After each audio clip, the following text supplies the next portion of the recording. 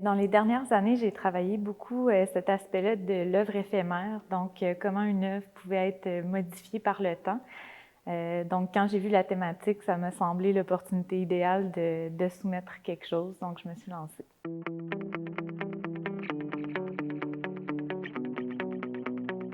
Depuis 2013, j'ai fait un retour en région dans l'intérêt que j'avais pour ma région d'origine, donc la Côte-Nord.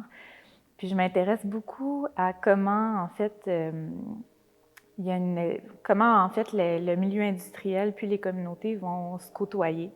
Donc, c'est une ligne un peu fragile, parfois, un couteau à double tranchant. Donc, j'aime bien m'inspirer de cette réalité-là dans mon travail. Pour l'œuvre qui a été soumise au symposium, ça fait suite à une résidence de recherche que j'avais faite en suivant des chasseurs en 2014. Donc, en 2016, j'avais élaboré un projet dans lequel j'utilisais ma myopie pour peindre leur territoire de chasse avec des teintes de vert forêt. Donc là, je réutilise ces restants de peinture commerciale-là pour pousser un petit peu la déconstruction de la nature en faisant des tableaux monochromes. Donc, ces tableaux monochromes vont avoir un accent de peinture de haute visibilité qui vont faire le tour. Ah ouais.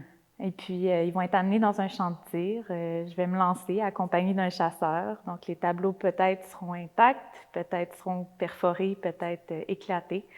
Puis, ils vont être amenés dans l'espace de galerie pour créer une espèce de sentier. Donc, les gens vont être amenés à passer dans ce passage-là. Puis, les traces des balles sur les toiles vont donner cette idée-là de la balle perdue en forêt. Donc, l'idée d'une histoire, d'un périple qui s'est passé.